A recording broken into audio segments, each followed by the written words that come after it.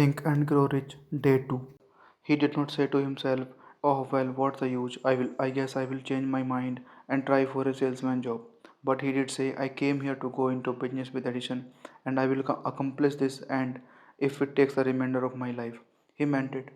What's a different story man would have to tell if only they would adopt a definite purpose and stand by that purpose until it had time to become an all consuming obsession.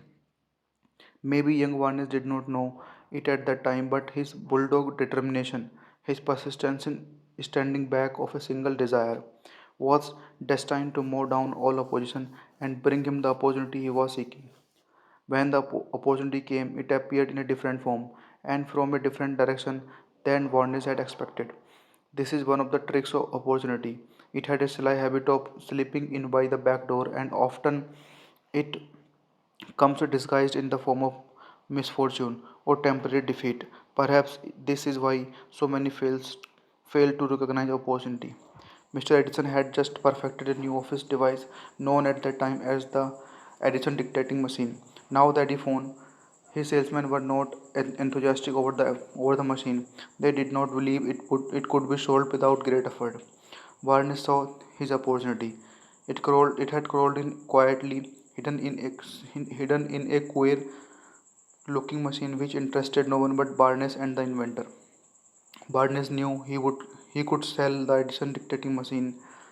He suggested this to Edison and promptly got his chance. He did sell the machine.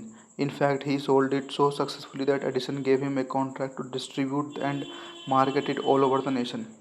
Out of that association grew the slogan made by Edison and installed by Barnes.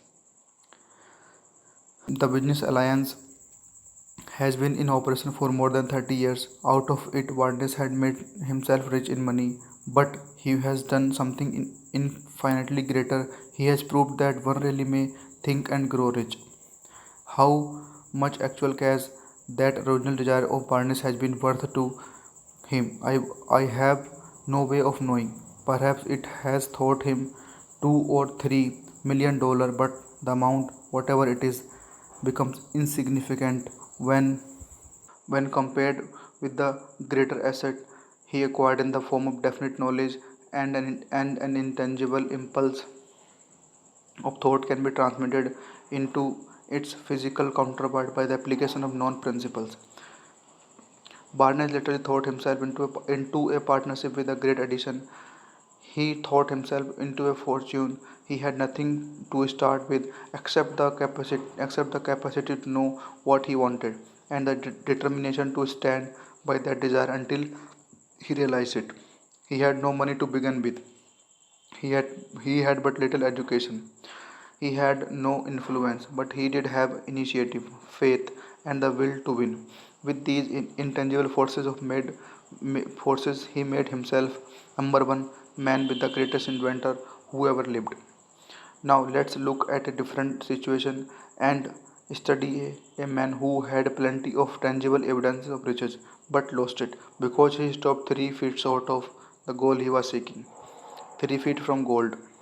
One of the most common failure in the habit of quitting when one is overtaken by temporary defeat. Every person is guilty of this mistake at one time or another. An uncle of R.U. Darby was caught by the gold fever in the gold rush days and went to dig and grow rich. He had never heard that more gold has been mined from the brains of man than has ever been taken from the earth. He staked a claim and went to work with pick and shovel. The going was hard, but his lust of gold was definite. And after weeks of labor, he was rewarded by the discovery of the shining ore. He needed machinery to bring the ore to the surface. Quietly, he covered up the mine, retraced his footsteps to his home in Williamsburg, Maryland, told his relative and a few neighbors of the strike. They got together money. They got together money for the needed machinery. Had it shipped, the uncle and Darby went back to work the mine.